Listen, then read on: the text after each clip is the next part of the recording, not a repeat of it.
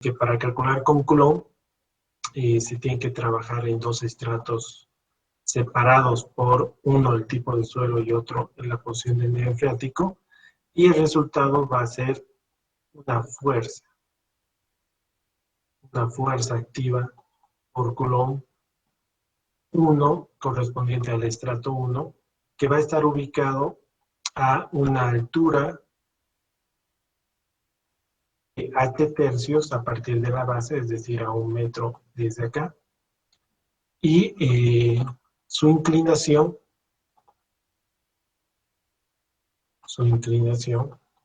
¿ya?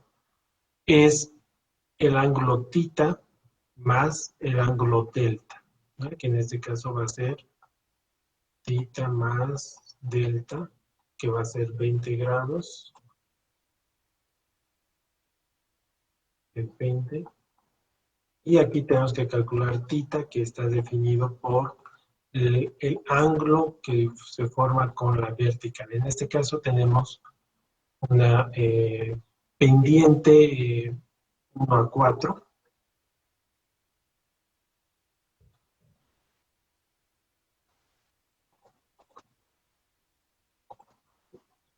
que esto sería tangente a la menos 1,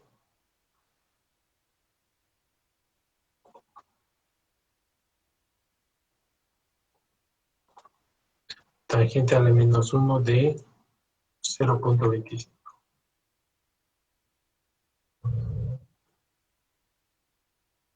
1 dividido entre 4, tangente a la menos 1 va a ser 14.036 grados, ¿no?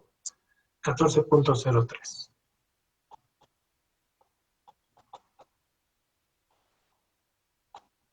Entonces, el ángulo en el cual va a estar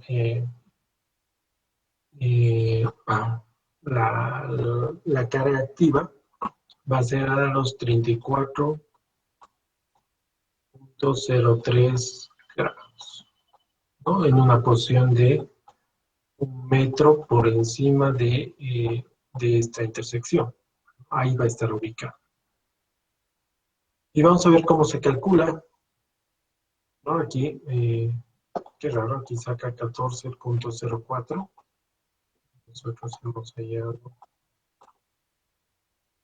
Ah, no, 14.03, 14.04 está bien.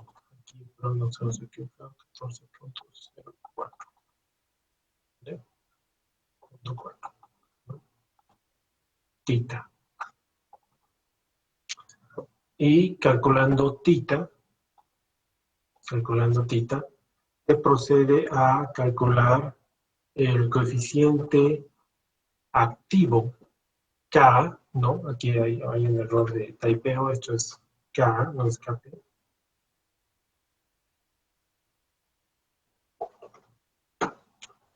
Donde se tiene en cuenta el ángulo de fricción del suelo, que sería 30, el ángulo delta es 20, ángulo 30 más tita, que sería los 44.04, está bien, coseno del cuadrado de tita, que sería el 14.04 coseno al cuadrado, delta menos tita, que sería 20 menos 14.04, que es 5.96, está bien. Todo esto multiplicado por 1 menos la raíz cuadrada de el ángulo seno de 10, está bien. El ángulo 30, alfa 10, que sería 40, está bien, ¿no? Alfa es 10. El delta menos tita, que sería 5.96, está bien, multiplicado por el coseno de alfa menos tita. Alfa menos tita, este valor, alfa menos tita,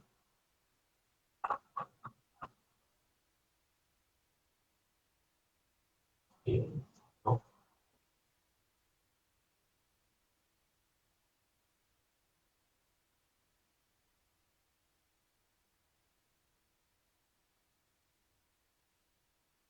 Mientras estamos viendo el ejemplo equivocado, estamos viendo.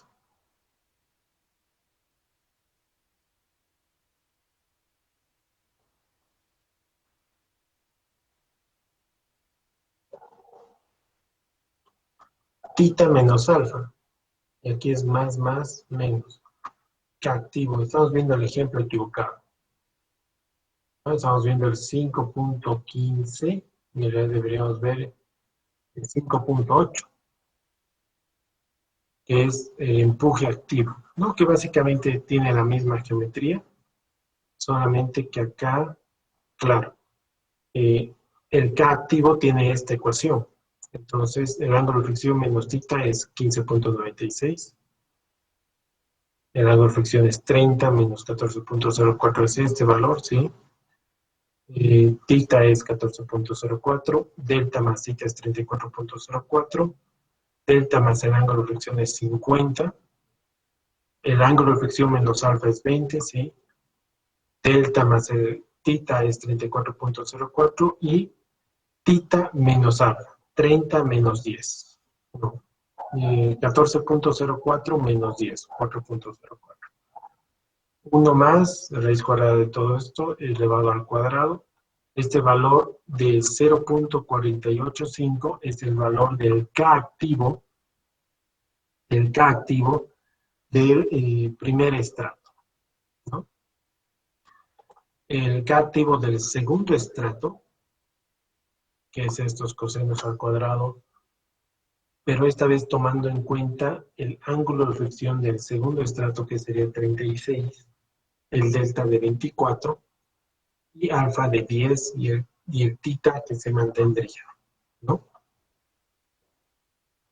Entonces acá sale este valor del K activo en el segundo estrato de 0.404. Y acá se calcula el peso equivalente de cada uno de los estratos, partiendo de esta ecuación, ¿no? Donde para suelos que están secos, como es el primero, vamos a ver que la definición de esta ecuación para el primer estrato mm, es el suelo seco, 18, y estamos tomando el suelo seco porque no hay presencia del agua, multiplicado por el corchete, que es seno de 90 menos θ y 90 menos θ más alfa, ¿ya?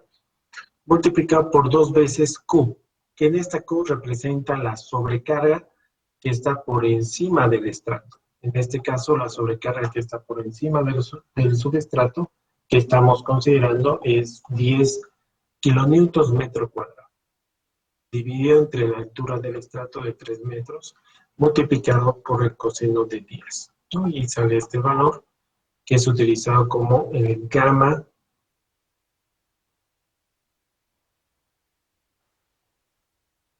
el peso del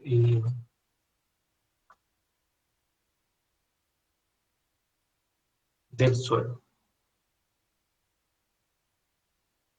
¿ya? Como el peso equivalente. En este caso sería metros cúbicos en las unidades, como el peso equivalente.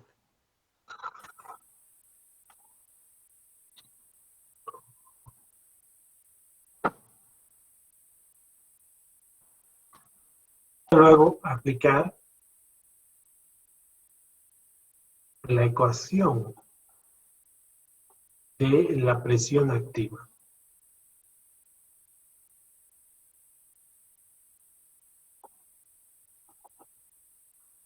para el primer estrato.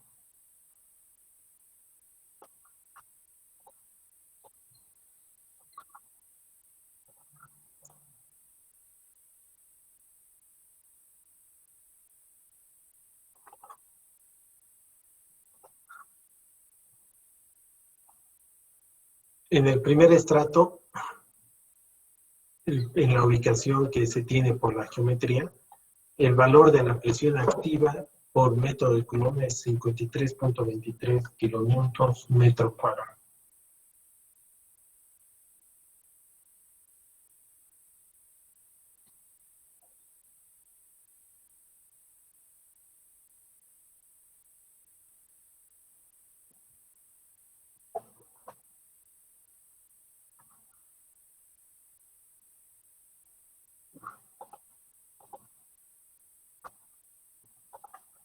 En el segundo estrato, ¿ya? Para el segundo estrato, se aplica la ecuación del gamma equivalente 2, ¿ya?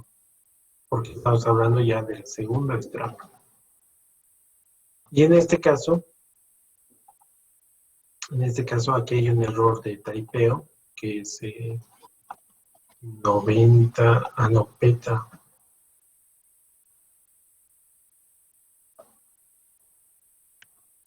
Bueno, se puede mantener como 90 menos tita, ¿ya? 90 menos tita en ambos, del valor de 75.96.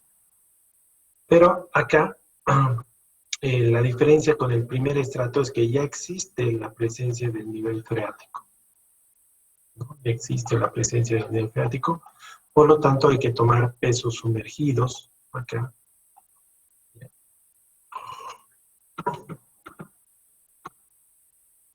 ¿Qué es la diferencia entre el peso saturado menos el peso del agua? ¿Ya? Y en este caso, en el término de la carga a considerar, hay que tomar en cuenta todo el peso que está por encima del estrato que estamos considerando, que en este caso sería 3 metros del peso del suelo, 3 metros del primer estrato, de 18, más una carga superficial de 10 kilonewton metros cuadrados, 10 kilonewton metros cuadrados, menos la presión de poros en esta posición. Y en este caso la presión de poros es cero. Y estuviéramos tomando esta carga como una carga efectiva que considera la posición del nivel freático. ¿Ya? Si bien aquí no se considera, la razón es porque la posición del nivel freático aquí es cero, por lo tanto la presión de poros es cero acá. ¿Ya? Dividido entre la altura del estrato que estamos considerando. Todo esto multiplicado por el coseno de alfa, que sería 10, y el valor de la presión, vamos a decir, activa por Coulomb, es una fuerza que está ubicada a una cierta posición. Usualmente a h tercios del estrato que estamos considerando. En este caso sería a 4 tercios. A 4 tercios de la base. Y en un ángulo que es tita 14.04 más su delta de este estrato que sería 24. Sería a una inclinación con respecto al horizontal de 38.04 grados.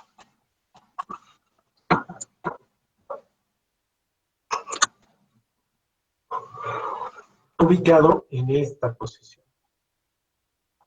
Ubicado en esta posición.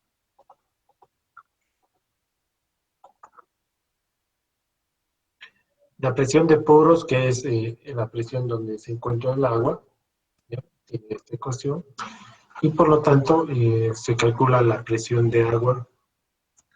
Como pueden ver, acá el resultado es la presión calculada de Coulomb, ubicado a h tercios, con un ángulo, ya sea con respecto a la perpendicular del muro de 24 y de 20, o con respecto a la horizontal de 34.04 o 38.04. Y es una carga, es una carga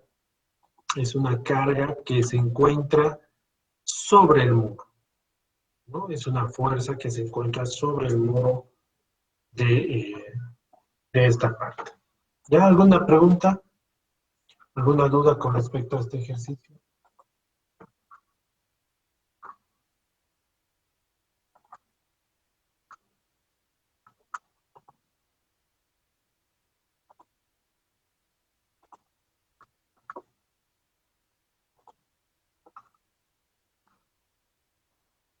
Está habilitado el control de asistencia. Por favor, registren su asistencia a la clase de hoy.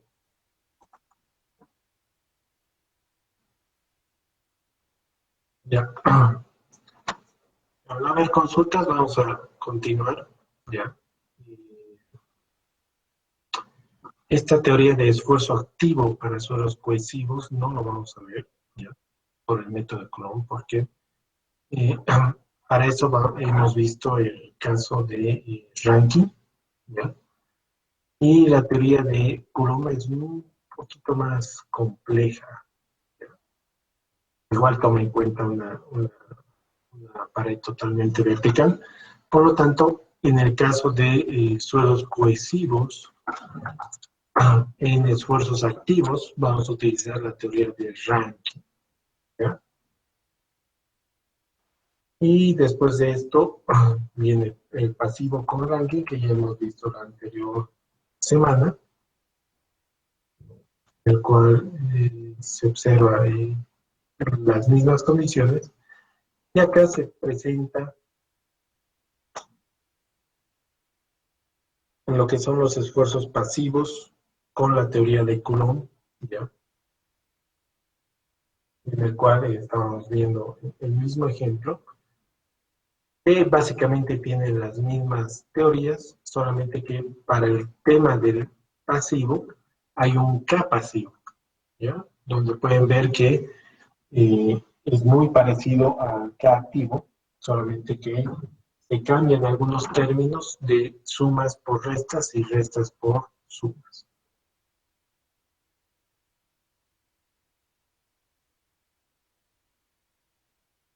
¿Ya? Luego, esta parte que dice determinación de la presión pasiva del terreno considerando la superficie de falla circular, método de Terzaghi-Peck, y no lo vamos a ver. ¿Ya? Esto lo vamos a pasar porque para el diseño de muros no se ve esta parte. Cartas semiempíricas en función del trabajo de Terzaghi-Peck. Hay unas gráficas.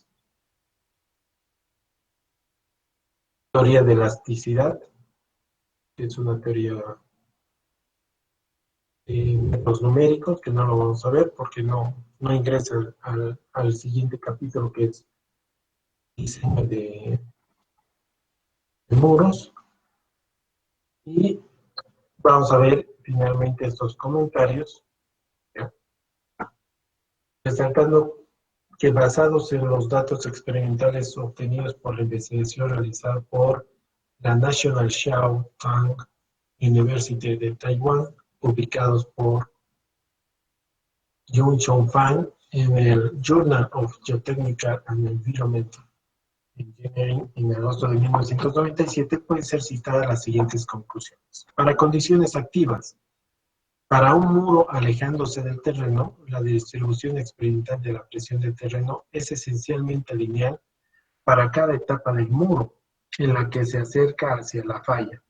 Los puntos de aplicación del empuje total están localizados a 0,29 de H a 0,33 de H. Ya entonces tomar en cuenta un tercio de la altura es una buena práctica, porque experimentalmente se ha demostrado la presión está a 0,29 de H y 0,33 de H.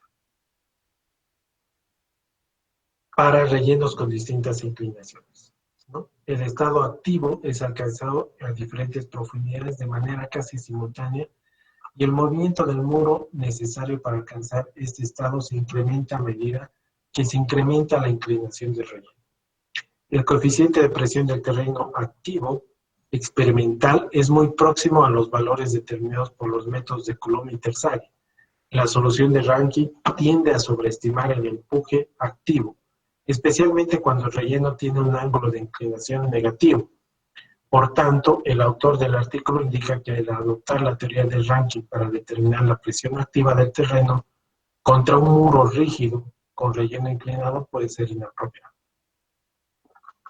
Para la condición pasiva, para un muro moviéndose hacia el terreno, la distribución experimental de la presión del terreno es aproximadamente lineal en cada movimiento del muro.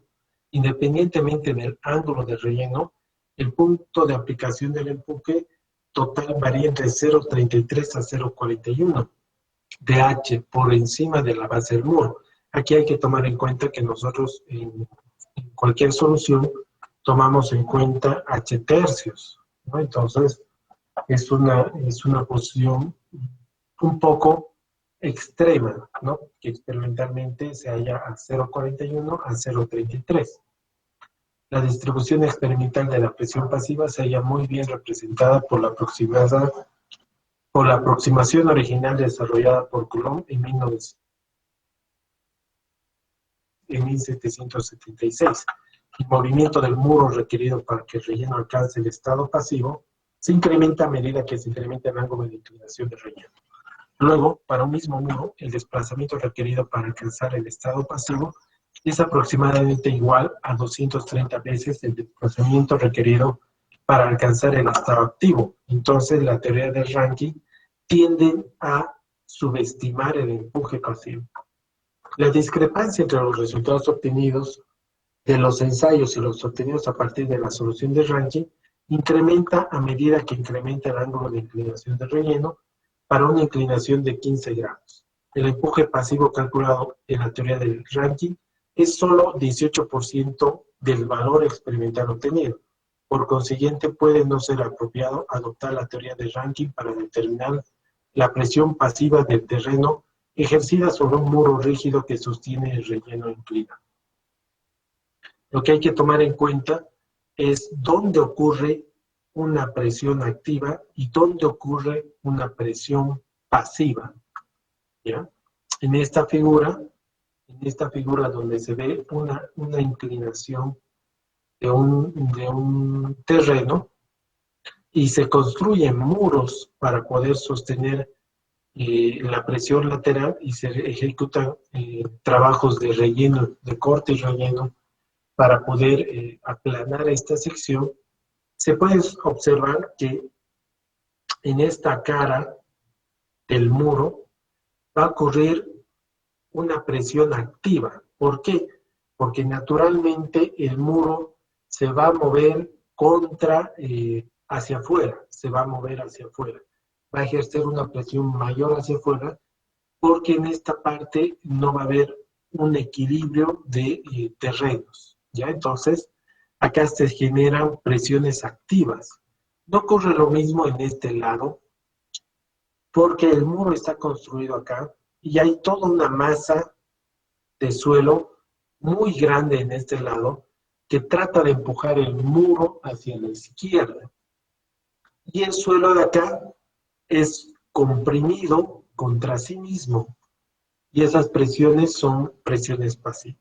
Entonces, en cada situación de muros, el hecho de calcular activo o pasivo va primeramente por seleccionar cuál es el esfuerzo más adecuado para la posición con respecto al muro y con respecto a las cargas, la condición correcta de análisis de esa situación. ¿Ya? Como dije, en esta parte se da una presión pasiva y en esta parte una presión activa. De ahí con eso termina el capítulo 5. El día de mañana vamos a continuar con el capítulo 6, que es diseño de muros, en base a los resultados que se obtienen con el cálculo de la capacidad activa y el esfuerzo pasivo. ¿Alguna pregunta?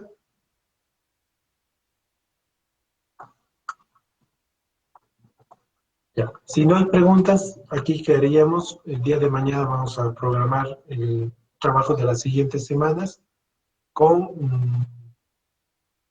coordinando los feriados. ¿Ya? Muchas gracias. Hasta luego.